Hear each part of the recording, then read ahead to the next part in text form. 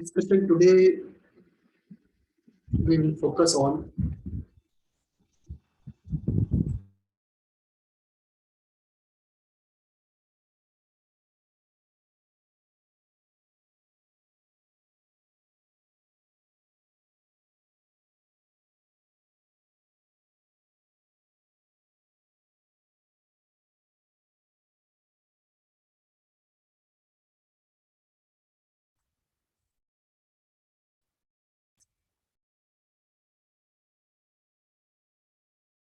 discussion today will focus on the manufacturing process of archetypes in the context of heat model. Archetypes are Jungian concepts and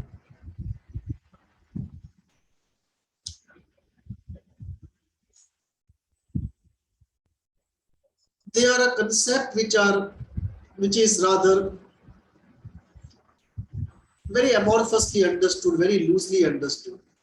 And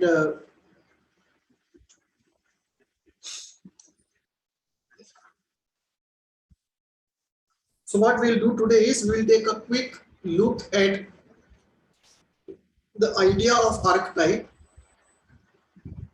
and we'll look at how, like any entity in the mind, any anthropomorphic or affective or ideational construct in the mind, nothing drops fully built. At some point, there is a manufacturing process for any psychological entity. Process may be conscious or unconscious. The manufacturing process may be conscious or unconscious. It may be postnatal or prenatal.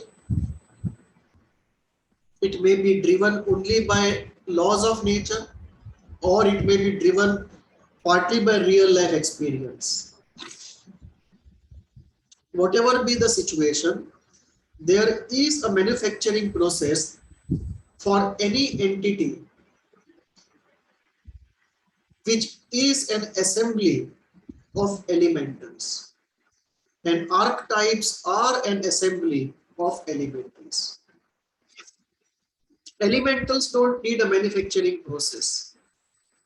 We call them elementals by definition because they cannot be reduced to anything other than themselves. There is no more fundamental depth to go. They are the last stand in terms of going elemental. So elementals in any system that we can think of, they don't need a manufacturing process, but everything else that is created out of these fundamental elementals involves a manufacturing process. And archetypes, if we look at them from an epistemological point of view,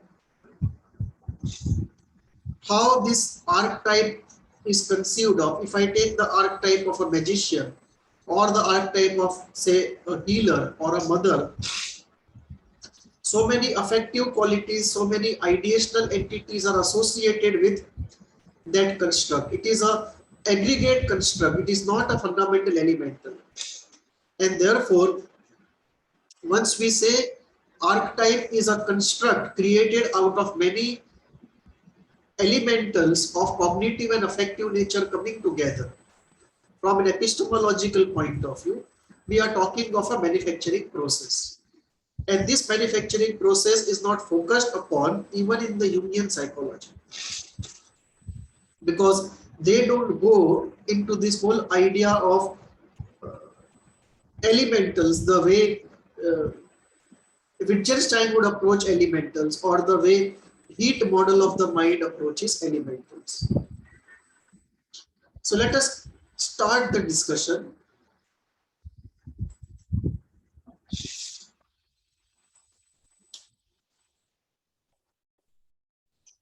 Let us first clear out the idea of archetypes, because it's a very amorphous and confused idea.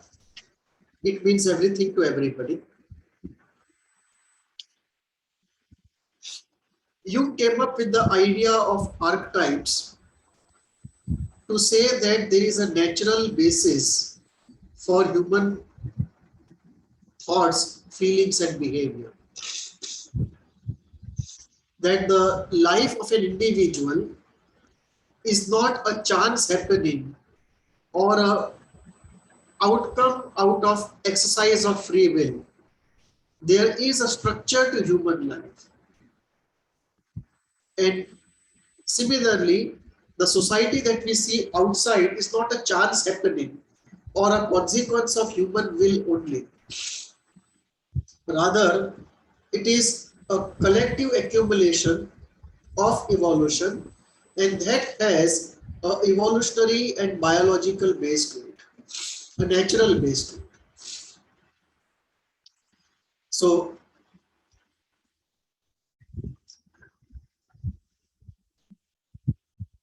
archetypes, according to Jung, are entities which populate the collective unconscious, and the life of the individual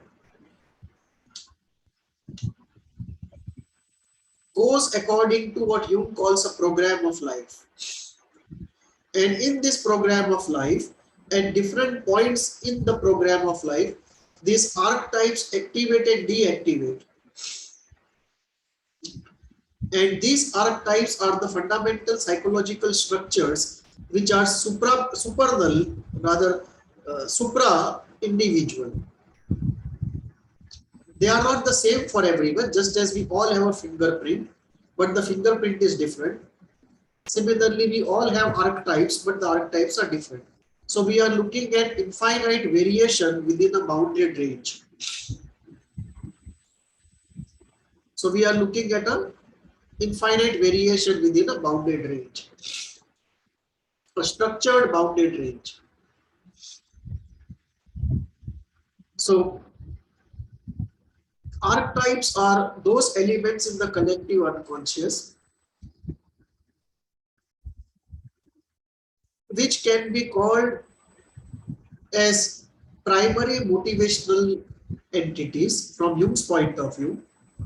From my point of view, the primary motivational entities are the desire to live out certain affects, certain experiences, according to the soul journey or according to the karmic endowment. That would be the primary drivers, and archetypes would be intermediate entities which can be used to fulfill these two fundamental objectives: the desire of the soul to undergo certain experiences and partake essence thereof, and the necessity of the karmic accumulation to undergo certain experiences. And much of these two desires, the desire of the soul for a particular soul journey and the necessity of karmic endowment, to put together, much of the desire which is created because of these two put together, or the suffering which is created because of these two put together, or the progress which is created because of these two put together, much of it happens through the archetype, but it can happen without the archetype also. So, but according to you, archetypes are the fundamental psychological entities, and they are the ones which are collective in all of us, and it's a bounded range phenomena, infinite variation within a bounded range. Now, archetypes are those predispositions and that prior knowledge. These are entities which involve predispositions, prior knowledge, and a potential to activate and a potential to seek satisfaction. This is the nature of archetypes, that these are psychological entities. 1, 2, they are situated in the collective unconscious. 3, they are primarily responsible, not responsible, but they are the means through which the self realizes the program of life. 4, archetypes have a nature that they seek self-satisfaction. They seek self-activation. They seek integration. They activate and deactivate according to the program of life. And they follow two elements, a natural program of life, and they also follow the learning of a community where the individual is located. So these are what we can say are the archetype as entities. So let us first look at the two types of archetypes which are very confused often. There is a set of natural archetypes and there are cultural archetypes. The natural archetypes are culture agnostic. They are based upon a biological program of life. That everyone is born as a child, everyone expects a mother and father, everyone goes through the teenage and has the desires of a prince who wants to break free from the clutches of the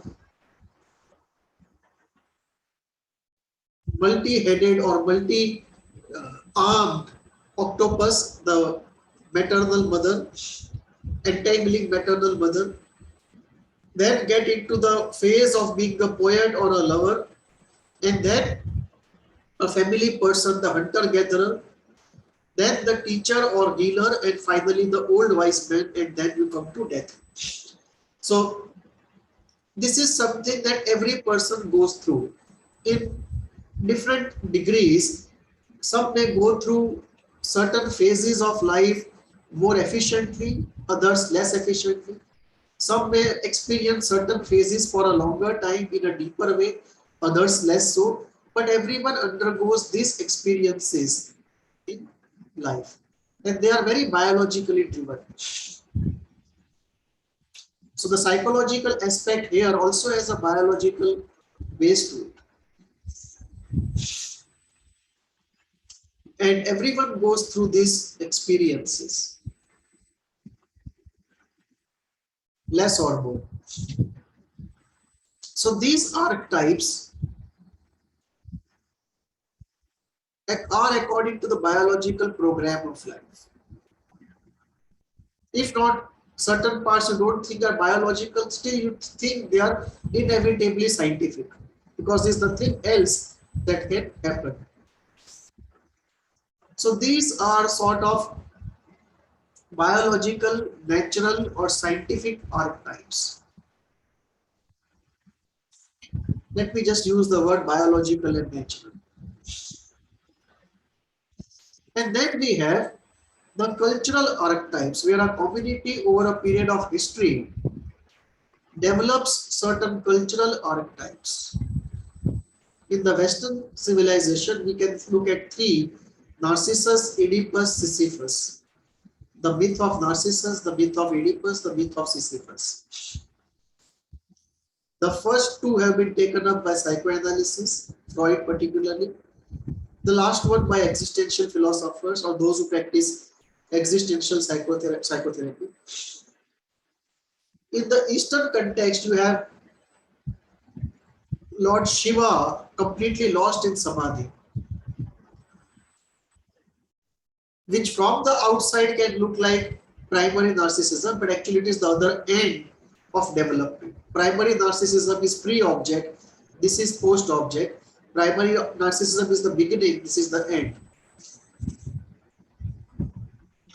Primary narcissism can be infantile, this is enlightenment. Similarly, when we look at Oedipus, in the East, you have this myth of Kaliya Nag or black snake. Lord Krishna as a child wins over and tames the black snake. And instead of Sisyphus, you have this Samudra Manthan, where life is seen not as Sisyphus says is, but as a struggle where the churning of good and evil will bring forth elixir. So these archetypes are very different from these archetypes. So you can divide archetypes into two: the natural ones which follow the biological program of life, and the cultural ones which differ from culture to culture. But these definitely are common to the species. In any society, we always find this. Of course, we have to take it in a broad sense, every word, not literally. So poet stands for all art, all artists. The prince stands for all teenagers.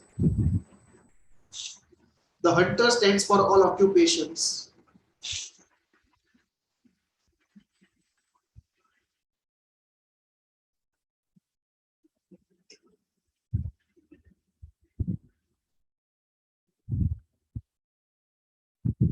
So now, why archetypes exist in the first place?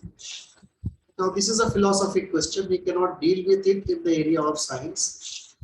There are two parts to it. One, archetypes can be seen as psychological transmission, or rather transmission through psychology or the psychological level of the endowment and learning of the species. The point would be, as Lamarck had raised, and unfortunately it got buried in political correctness, if a species is such that it cannot transmit learning of one generation to the next, the species cannot last for long, because adaptability is extremely low. Because learning is not there, transmission is not there. So all species that have survived evolution of a long time essentially have some transmission mechanism which enhances adaptability and learning of the next generation. This is true of human beings also, in fact more true than any other species. How would this happen? We don't know how this happens. One answer can be it happens by genes. Second answer can be it happens by tradition and cultural transmission, by behavioral learning. In all probability, both are involved, but we focus today on the transmission by birth. Now, we don't know how that transmission happens, but we know by birth there is some transmission. We don't come into this world completely unstructured. We see patterns in the smallest of children across the world, regardless of development of society. So there is a structure, inborn structure to the human mind.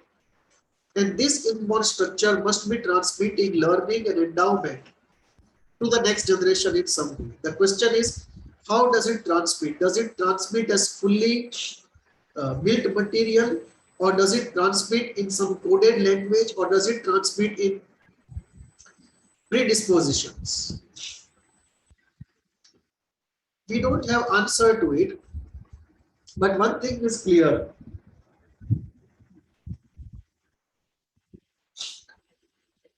There has to be transmission. Evolutionarily speaking, it cannot be otherwise, because a species has survived. Now, this transmission is both biological and psychological. And the transmission can be thought of in various ways. One, it is transmission only related to natural archetypes, or it is related to both natural and cultural archetypes. I believe it is both. It is related to natural and cultural archetypes both. In fact, the idea of archetypes got so much of opposition because it can lead to the idea of transmission of genetically transmission of characteristics, and that can be politically used to justify superiority or inferiority of some race. It is the politics which terrified people so much that between truth and political consequences of the truth, They chose the political consequences of the truth, and the truth got buried. But if we don't have that phobia, the concept seems to be very scientific and very natural and logical. That transmission would happen of not only natural archetypes but also of cultural archetypes.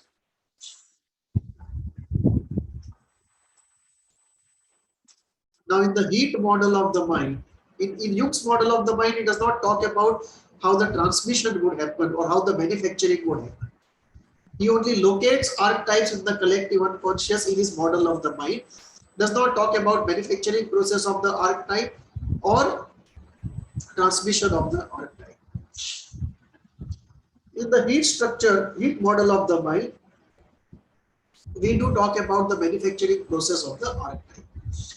And in heat structure, there is one difference compared to the Jungian model when it comes to archetypes. In fact, if you look at Jung's model of the mind and heat model of the mind, they are very different. But with regard to the collective unconscious and archetypes, if you just take this limited point and compare the two, in Jung's model of the mind, the collective unconscious is a closed circle. So the self does not directly talk to the personal unconscious. It goes through the collective unconscious. There are no open spaces in the collective unconscious where one can go through without interacting with the material of the collective unconscious. Whereas in the heat model of the mind, there are open spaces. So you can go from the self to, not self, but the chakras in this heat model, but equivalent would be something below the collective unconscious can get in touch with something above the collective unconscious, which is the personal unconscious, without interacting with the material of the collective unconscious through open spaces. The idea being that this would lead to the question of why archetypes. Apart from the transmission of acquired knowledge and endowment for survival and evolution, what other can be the philosophical reason? And of course, it is to be philosophical reason, it cannot be a scientific reason. I mean, not at present, future it will be.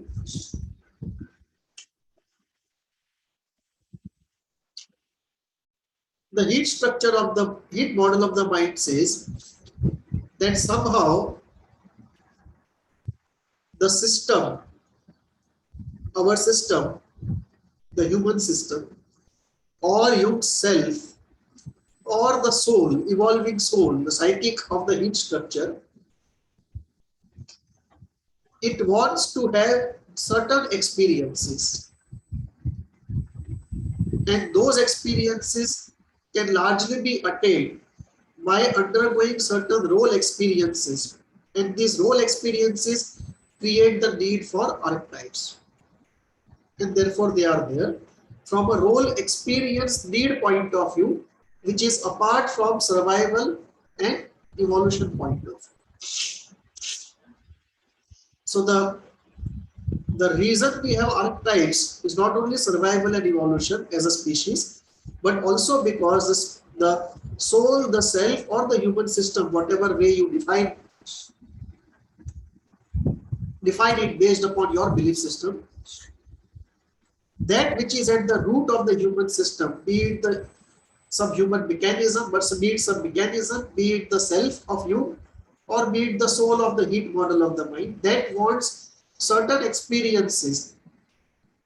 And those experiences can easily be had by creation of archetypes and then relating to the outer world through the archetypes.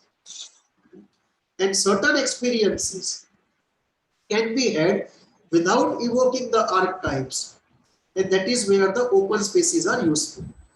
To directly go to the unconscious, personal unconscious, or at times to the environment, connect with it and have experiences. So there are open spaces in the collective unconscious and also the personal unconscious in the heat model of the mind. Now, when we say archetypes, for example, the magician, if I ask what are the associations related to the magician, what are the constituent characteristics of the magician, there are so many characteristics. The mysticism, the surrealism, the supernatural power, the amusement, the non-banality, the otherworldliness, often cunning, often evil, often benevolence, often omnipotence. All these are something somebody who, the magician is somebody who wears very colorful and different kind of clothes.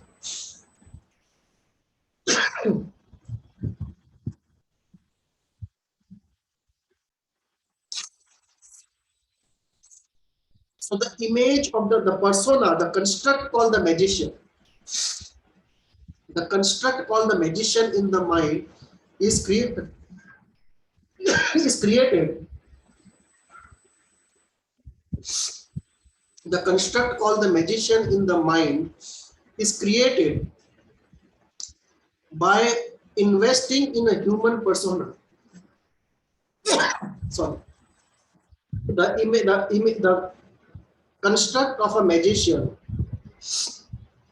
the persona of the magician is created in the human psyche by first envisioning a human personality and then endowing it with all these affective, cognitive, intentional associations. Therefore, the archetype is not an elemental entity, it's an aggregate of many elemental entities.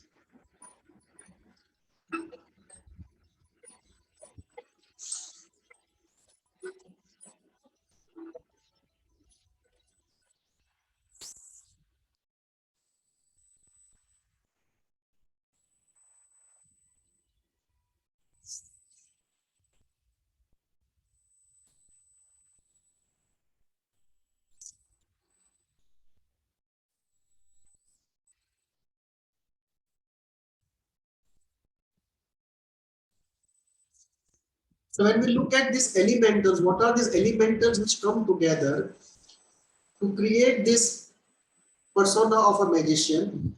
We will see so many affects are involved. The affect of wonder, pleasure, fear, enigma, the idea of enigma, the idea of power, the idea of something being otherworldly. So these cognitive and affective entities come together to create the persona. And this takes us into epistemology. That any psychological entity is created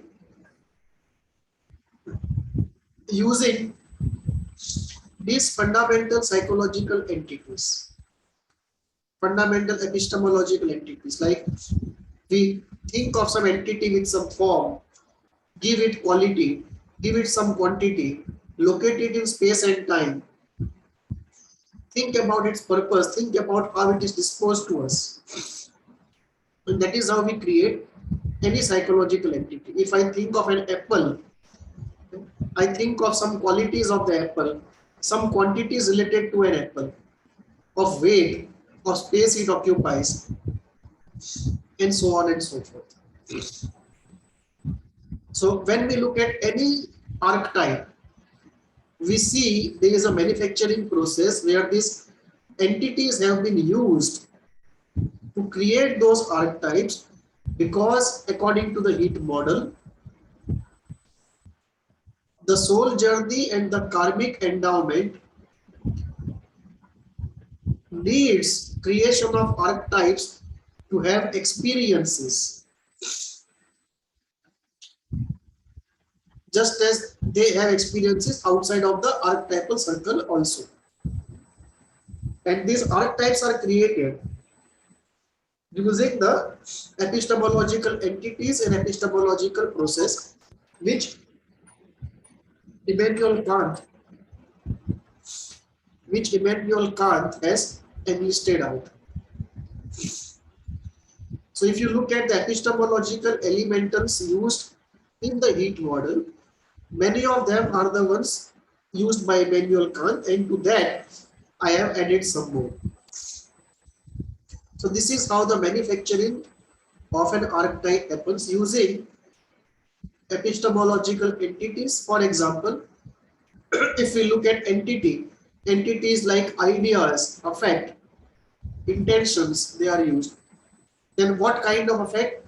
Fear, wonder, happiness, love, hate, anger, all those entities are used. In what quantity? Locate them in space and time, and so on. The question is, how does the manufacturing happen? Where does it happen? So there are three elements related to the manufacturing process. How it happens, we have said this. It's clear how it happens. Where it happens, we don't know if it's intrauterine or post-birth. More likely it is to be post-birth, but we don't know. When does it happen? And if it is intrauterine, when? If it is post-birth, when? We don't know. How? In broad terms, this is how it happens. But there are three ways of looking at this thing. One is archetypes are inborn without any experience from outside. Two, archetypes come in potential form and they are activated and actually finished in terms of creation. The work in progress is led to completion only after an experience from outside. And third,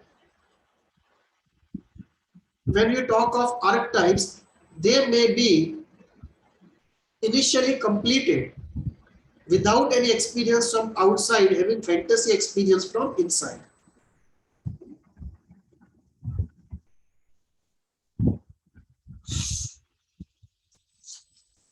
And this fantasy experience may involve creation of objects with their color, flavor, design, and so on. We don't know how that creation happens.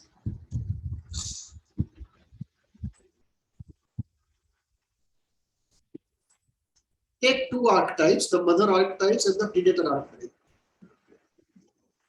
If we ask anybody about the mother, we would get these associations. And these are the associations of the mother archetype also. And when we look at each of them, the protector, there are so many ideas and affects involved in the protector. Same here, same here. So all the constituents, cognitive and affective, all the constituents, cognitive and affective, involved in all of them. Each of this construct, each of this association is an assembly of cognitive and affective entities, and that involves form, space, time, quality, and so on, all the epistemological entities. So the manufacturing process of this archetype involves using these elemental entities to create each of these associations and then synthesizing these associations in terms of a human image. Same with respect to the predator. Then, as we said, we can think about three ways where this manufacturing happens. The way this manufacturing happens. Safest way is to say there is potential for this, and the potential turns, there is something called a potential for an archetype, and it turns into an archetype with experience.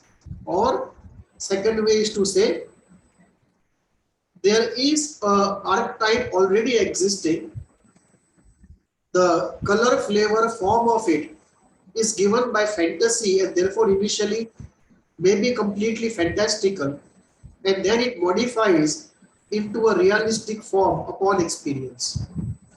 And the third is to say A complete human form of a completed archetype exists by birth. We don't know what future has to say. Third is the most difficult to defend. First is the safest to defend. More likely is the second one. Thank you. So this is a short discussion on the manufacturing process of the archetypes as we see it in the heat model of the mind.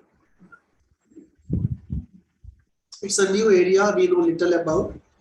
If this session starts off a discussion of the subject, that itself would be more than adequate reward for this session. Thank you.